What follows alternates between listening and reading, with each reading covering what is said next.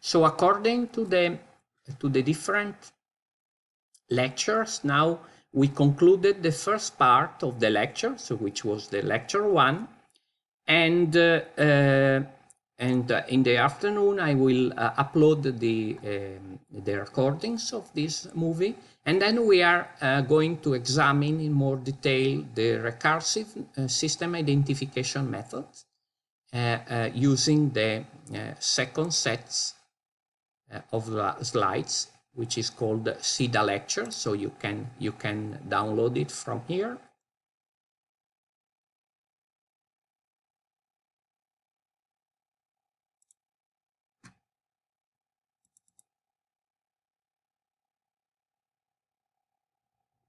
Okay.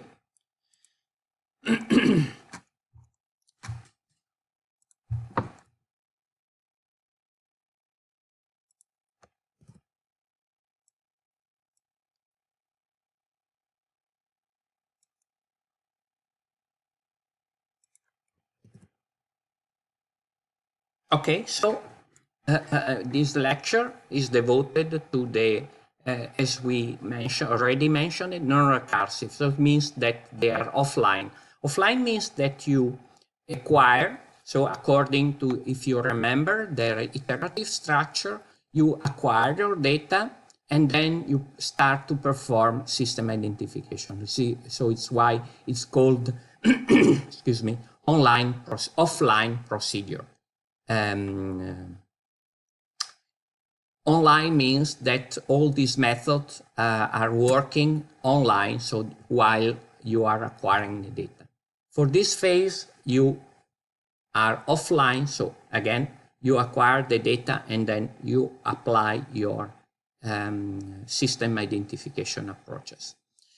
We are going to see in detail the first one, which is called the linear regression and the least square method, and then we examine two other possible options.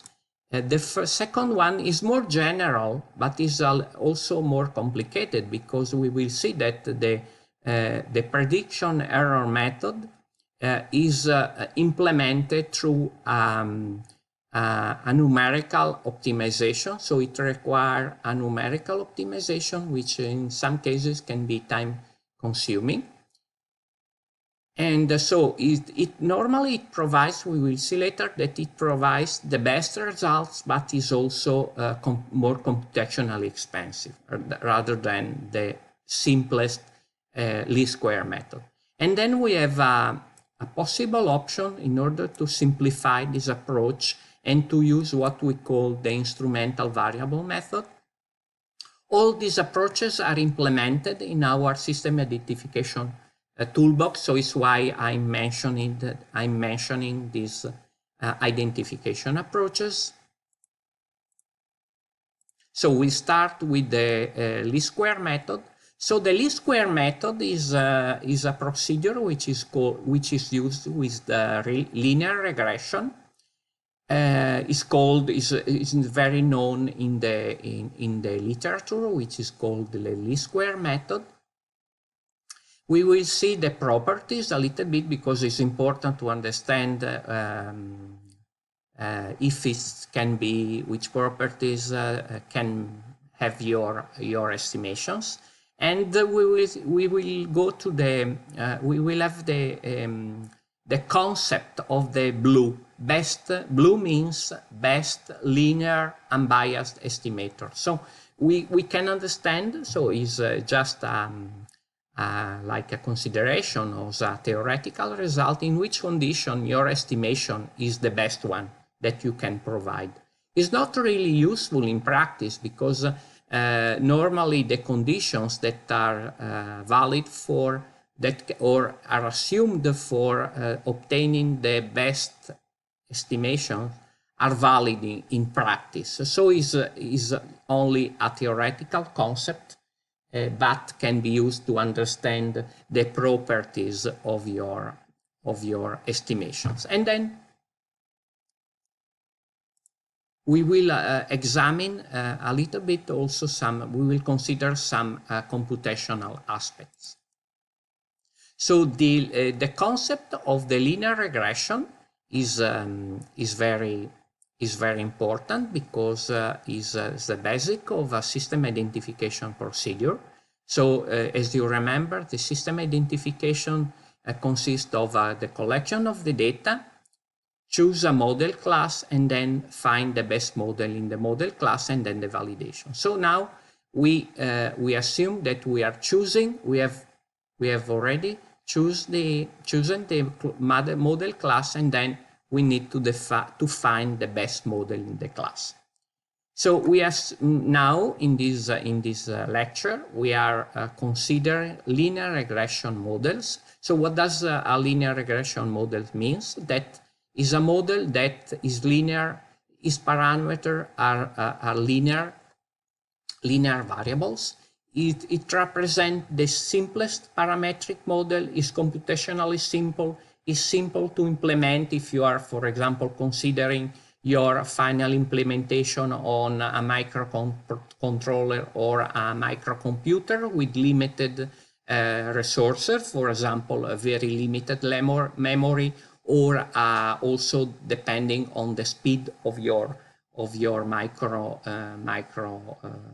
computer, has a low memory consumption, and normally these kind of models are used in signal processing, for example, in echo cancellation. So when, for example, you are using some earphones with a noise cancellation system, perhaps in the microprocessor inside your embedded in your earphones, you have a signal processing procedure which aims at canceling out the effect of the noise from the outside environment. So it's why these kind of systems are used.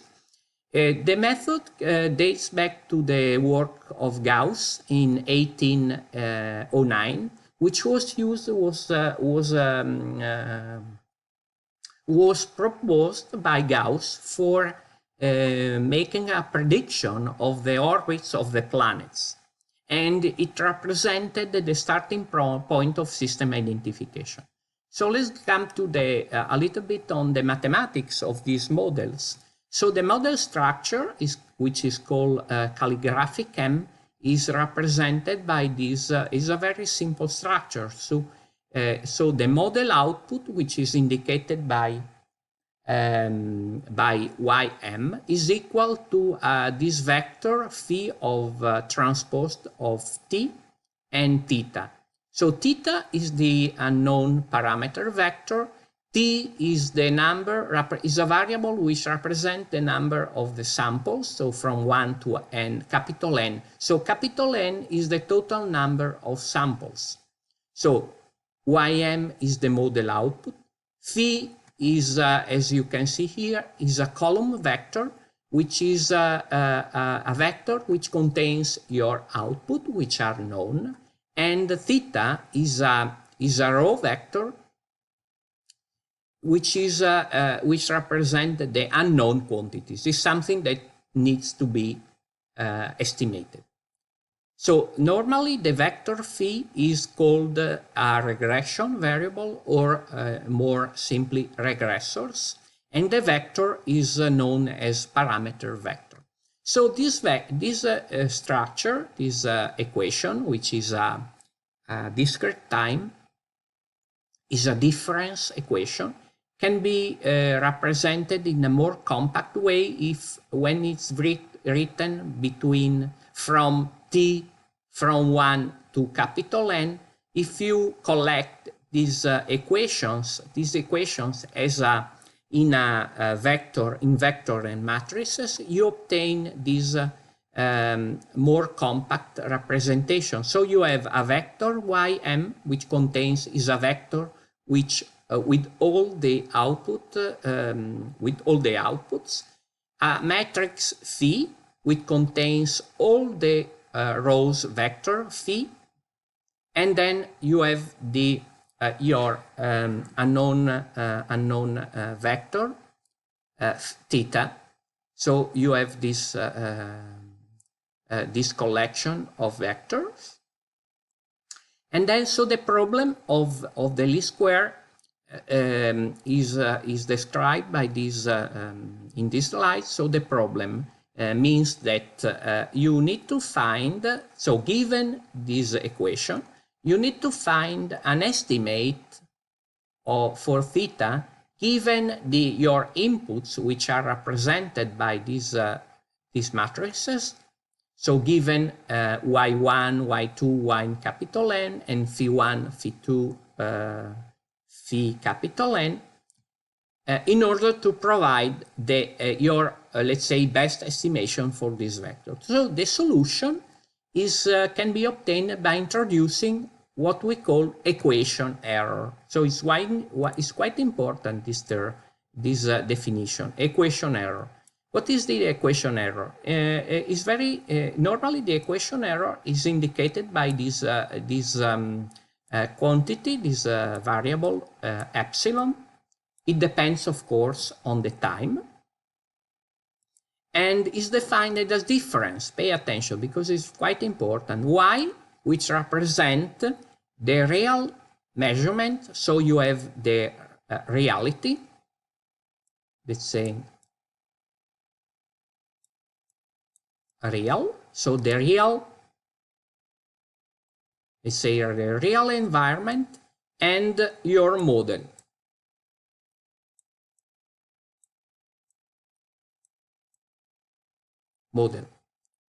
So this epsilon is, let's say, it indicates what is called also model,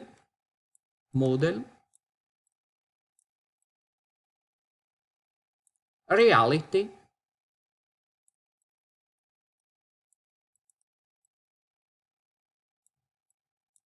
mismatch.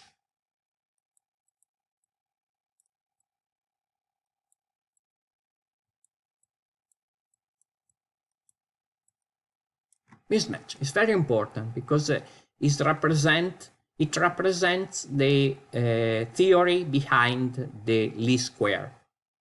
So you are introducing this variable, which represents how much the model is far from the reality. So if you replace the y is the real measurement with your model for every time from 1 to capital N, so you can obtain this compact form. Epsilon as a vector is a difference between y with all your measurements and ym, which contains the variables generated by your model. So you replace the compact form. So the least square method, or the least square solution, is obtained by formulating the problem in this way. So select your vector such that the model, let's say, the model reality mismatch is small for all t.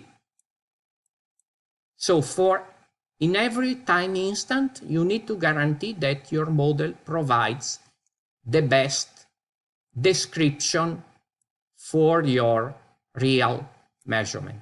So for every t, the output provided by your model needs to, let's say, to be near, very close to the real value of your output. So so the solution is can be found in this way. So the estimation, note here that you have the indication that the value of the parameters determined by the solution of the least square. So it's why as you put an upper script, which is indicates which is a prediction, is a solution, and as a subscript indicates is the solution provided by the least square approach, or the least square hypothesis, is obtained by minimizing with respect theta the cost function v with respect to its argument theta. The cost function, according to the least square problem, is defined in this way. So 1 divided by 2, so 1 up to 2, multiplied by the summation, so it's called least square or mean least square, because it's a summation of the square of the values of epsilon. Of course, you know that you need to perform the square of this value, because as you can see here, depending on the value of these two terms, epsilon can be negative or positive depending on the value of these two variables. So because you need to minimize everything with respect t, so this value needs to be the minimum one for every t, so you perform the summation of the square of this term with respect to all the data you have, so capital N. You can write it as in this way, is in compact form, and then you can substitute, replace the values of the equations as a matrix equations. And then if you assume that, of course, I'm skipping some numerical details, because of course the solution can be derived in an analytical way. So it also this represents a key aspect of your least square. So it means that the least square problem has a finite solution. So the solution it can be easily obtained. This is the very simple results in analysis in math, let's say math 1. So if you consider the derivative or the gradient of this cost function, the solution you can find it in a theoretical way is given by this equation. So you perform the inverse of this square matrix, phi transposed by phi, inverted, and so you need to assume that the product of these two matrices is non-singular, multiplied by phi transposed, and then multiplied by this vector. And if you consider it as a vector, in a vectorial form, you have this other representation. So this solution is known as block or batch least square.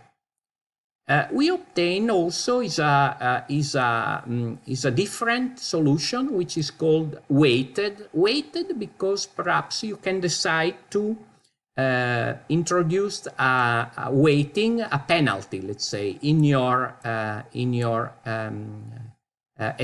error vector, because perhaps you can decide that some samples are not so important to be minimized. So in some during the time, you can decide to penalize more or less your error, because it can be, I don't know, depending on your data, is something that is used later. So you have what is called weighted least square. So weighted least square has the same solution, apart from the introduction of this weighting matrix. W, capital W. The matrix W has a specific structure because it's a symmetric matrix and a positive definite. Of course, when this matrix, weighting matrix, is the same of the identity matrix, the two solutions are equal. Of course, the derivation of these two this solution is equal to the one for the classical, let's say, classical least square.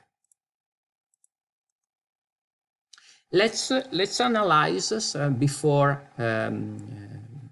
having a break some statistical properties of this solution. It's important to understand the statistical or the properties of your solution, because it helps you to understand how much this method can be powerful or can be applied on your problems. So we are considering two sides. The first one, so the first assumption, which is the simplest case, we assume that our data are deterministic. So there is no any uncertainty, there is no noise. So of course is a quite restrictive assumption, as is mentioned here, but is something that helps you to perform the next step. So in this case, so under the, let's say, deterministic assumption, so everything, when all the data are known, so it means that the output is not affected by, so the output is deterministic. The input, of course, is deterministic, the output is deterministic.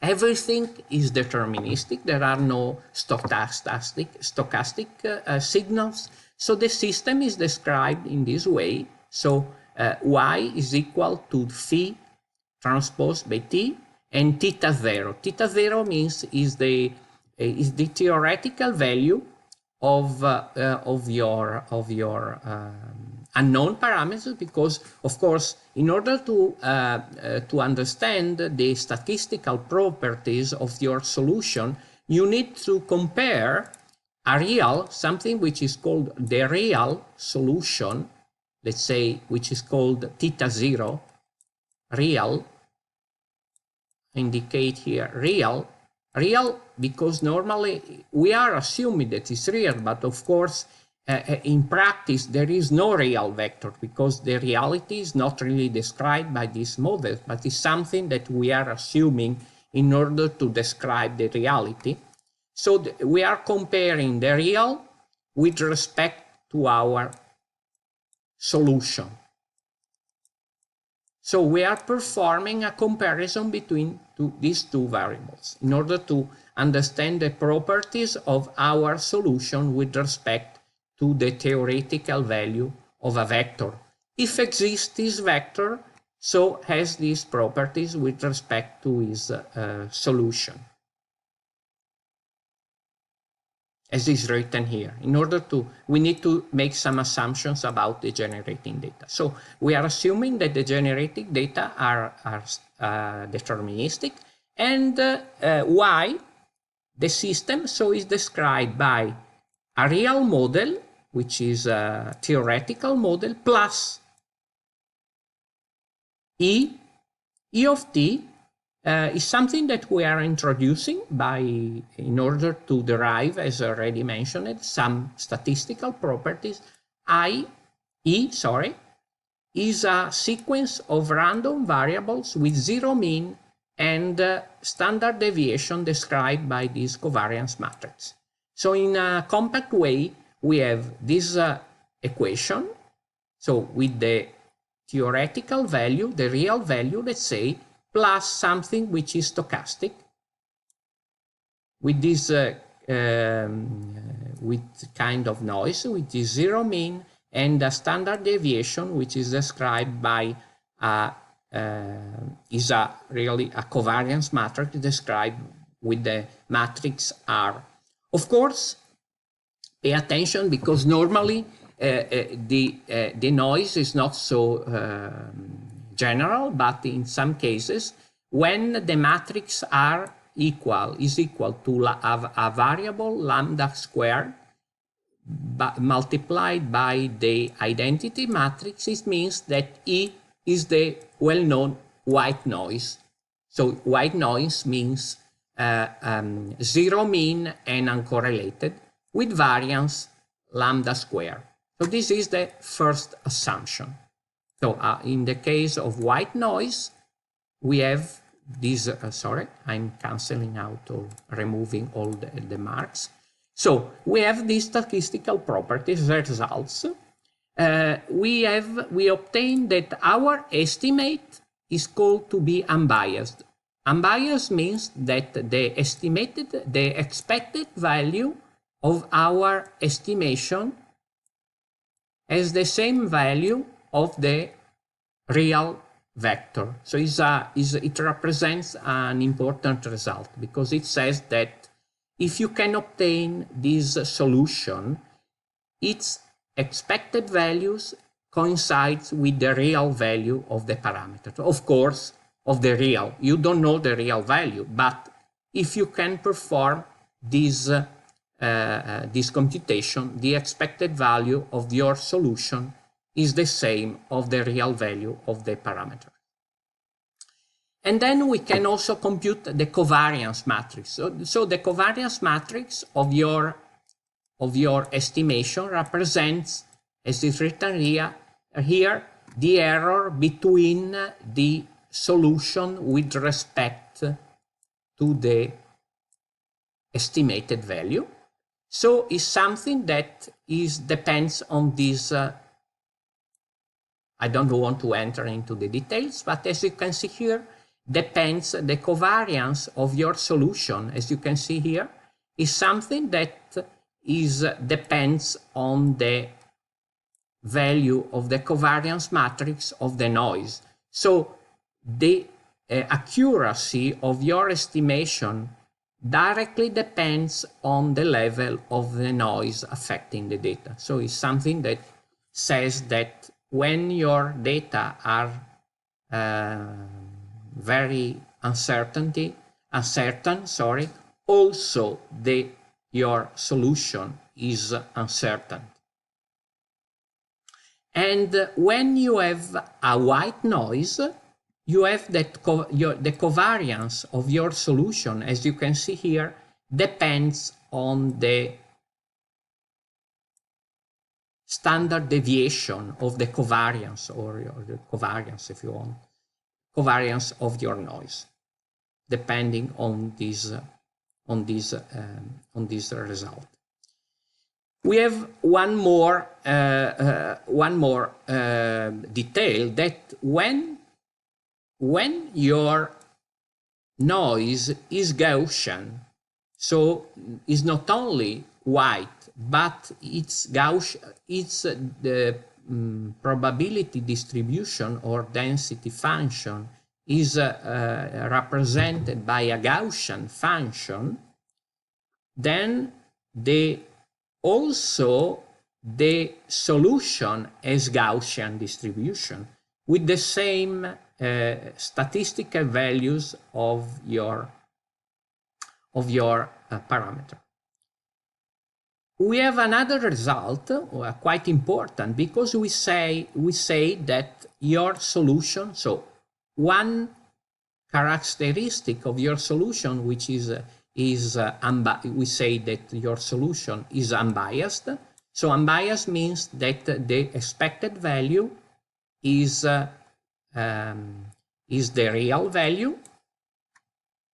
Another characteristic of your solution is that the solution is consistent.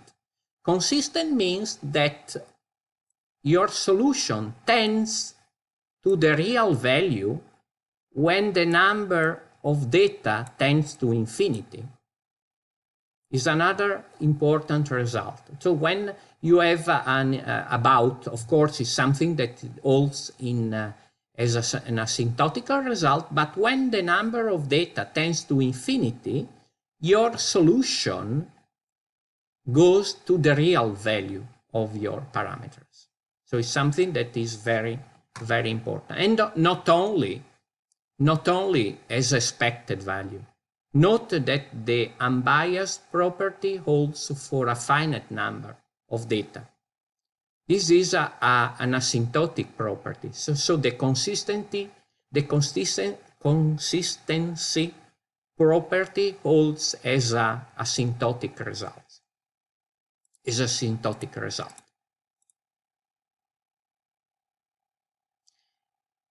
So before arrive, so I'm considering this last result before the break. So we have another definition. When you, for example, you consider two possible estimates, for example, you have two algorithms that gives you two estimates, how you can define which is the best estimate. So which is the best estimate between two possible results.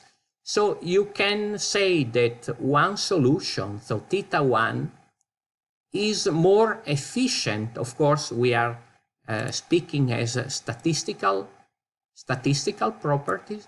Is statistical more efficient than theta 2 if the covariance of the first solution is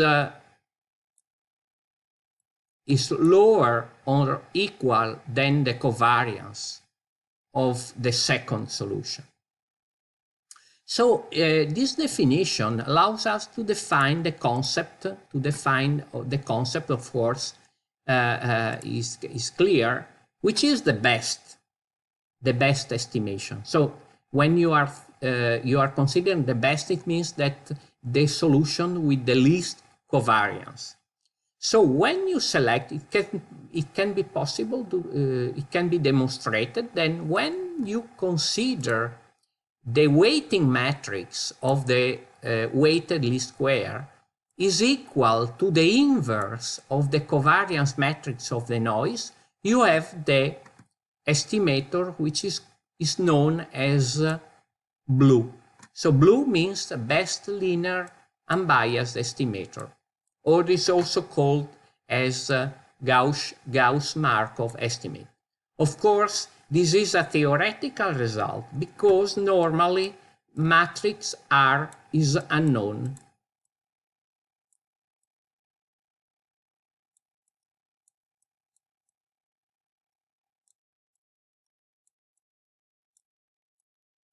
So R is unknown, so you cannot perform this identity.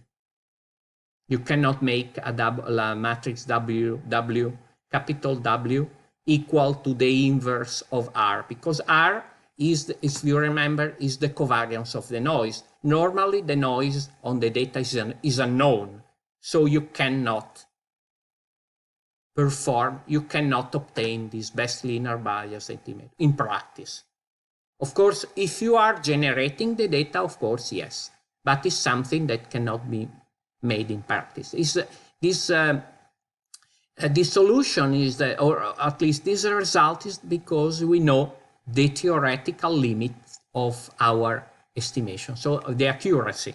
Normally with your estimator, you should tend to the blue, to the best one. So when the, let's say, when your results, let's say, is white, you have the best linear unbiased estimator, something which can be used in practice.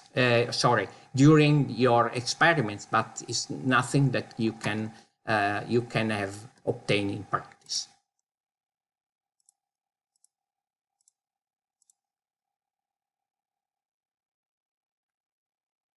Okay, the blue, as I already mentioned, is the best linear unbiased estimator. With the white noise, so as I mentioned, when R is equal to lambda square multiplied by identity matrix, means that is the white noise, blue provide the same estimate of the deterministic least square. So it gives you the same result of the deterministic least square. When E is Gaussian, is another important result which is also connected to the problem of the Kalman, for example, the Kalman filtering, for those of you who are who will see it or in another course, perhaps in other courses. When E is Gaussian, then the blue provides the best. Here means the best possible estimate. Best possible means that there are no other possible estimators that can provide a better estimate. So it's the best. as we say, so it's why it's called the best, because there is no other estimators which provides estimation with a lower covariance matrix. Is the best one. When there is an exception, when E is non-Gaussian, so this is an important consideration. So when is Gaussian, the blue is the best one.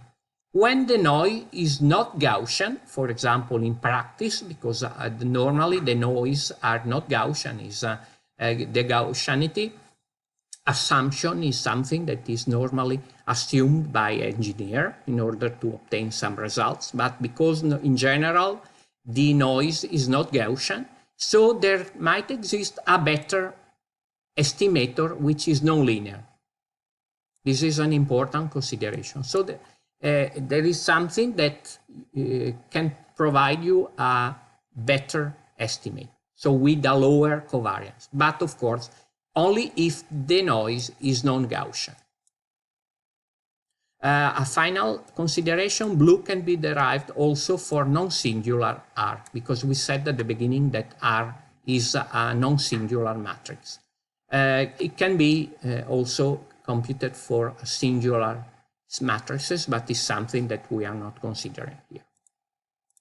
I think it's better to stop a little bit for example, 10 minutes and then to start again at, let's say, 11:45, so a quarter to 12, we start again.